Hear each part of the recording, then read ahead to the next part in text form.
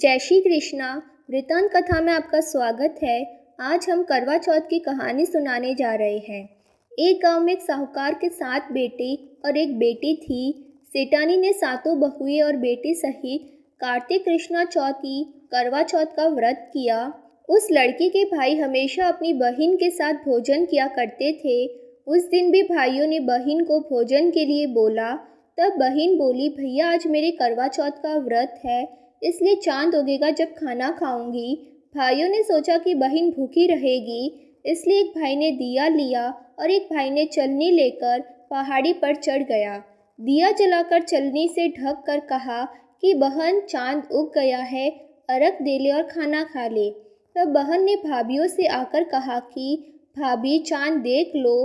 भाभी बोली कि बाईजी ये तो चांद तुम्हारे लिए उगा है, तुम ही देख लो, हमारे लिए तो रात को उगेगा, तब हम देख लेंगे।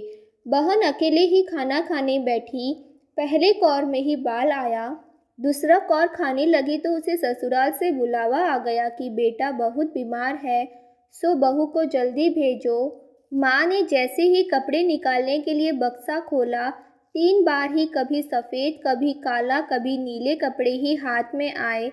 माँ ने एक सोने का सिक्का पल्ले में बांध दिया और कहा कि रास्ते में सबके पैर छूती जाना, जो भी तुझे अमर सुहाग का आशीष देवे उसको ही यह सोने का सिक्का देना और पल्ले में गांठ बांध लेना। रास्ते में सब औरतें आशीष देती गई, पर किसी ने भी सुहाग की आशीष नहीं दी। ससुराल के दरवाजे पर पहुंचने पर पलने में सोती हुई जेठूती झूल रही थी। उसके पैर छूने लगी तो वह बोली कि सीली हो सपूती हो, 7 पूत की माँ हो। यह वाक्य सुनते ही उसने उसे जल्दी से सोने का सिक्का निकालकर उसे दे दिया और पल्ले में गांठ बांध ली। अंदर गई तो पति मरा पड़ा था।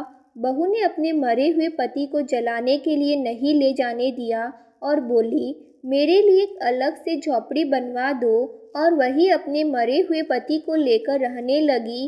रोज सासू बची खुची ठंडी बासी रोटी दासी के साथ भेज देती और कहती, जा मुर्दा सेवनी को रोटी दे आ। थोड़े दिन बाद माँ की तिल चौथ आई और बोली, करवा पीला तू करवा पीला, भाइयों की प्यारी करवा ले।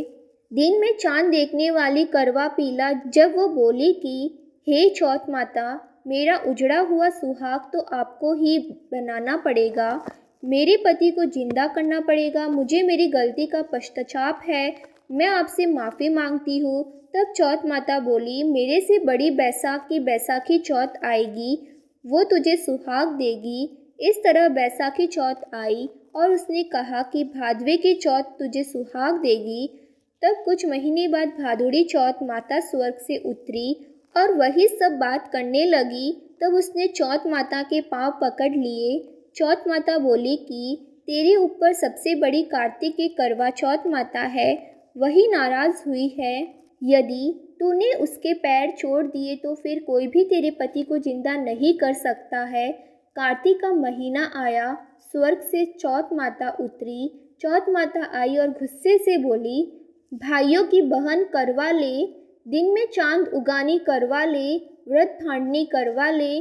साहूकार की बेटी ने चौथ माता के पैर पकड़ लिए। वो विलाप करने लगी, हे चौथ माता, मैं ना समझती, मुझे इतना बड़ा दंड मत दीजिए। तब चौथ माता बोली, मेरे पैर क्यों पकड़ रही है? तब वह बोली, मेरी बिगड़ी आपको बनानी ही पड़ेगी, मुझे सुहाग देना ही पड़ेगा, क्योंकि आप सब जग की माता है और सबकी इच्छा पूरी करने वाली है। तब चौथ माता खुश हुई और उसे अमर सुहाग का आशीर्वाद दिया। इतने में उसका पति बैठा हो गया और बोलने लगा, मुझे बहुत नींद आई। वह बोली, मुझे तो 12 महीने हो गए, मुझे तो चौथ माता ने सुहाग दिया है। तब पति बोला कि चौथ माता का विधि विधान से उज्जमन करो। उधर ननद रोटी देने आई तो उसने 2 जने के बोलने की आवाज़ सुनी तो अपनी माँ को जाकर बोली कि भाभी तो पता नहीं किससे बात कर रही है। तब सासू ने जाकर देखा कि बहू व बेटा दोनों जिम रहे हैं, वह झौपड़ पासा खेल रहे हैं।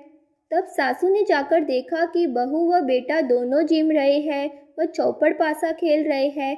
देखकर वह बहुत खुश हुई और पूछने लगी कि ये कैसे हुआ बहू? बहू बोली, यह सब मुझे मेरी चौथ माता ने दिया है, और सासू जी के पैर छूने लगी और सास ने अमर सुहाग की आशीष दी। दूर खड़े हुए पति पत्नी का गठबंधन जुड़ गया और सब चौथ माता का चमत्कार मानने लगे। चौथ माता का व्रत पुरुष की पत्नी, बेटे की माँ सभी को करना चाहिए। 13 चौथ करनी चाहिए। हे चौथ माता, जैसे साहूकार की बेटी का सुहाग अमर किया, वैसा ही सभी का करना। कहने सुनने वाले को, हुंकारा भरने वाले को, सभी को अमर सुहाग देना। बोलो मंगल करने, दुख हरने चौथ माता की जय। धन्यवाद।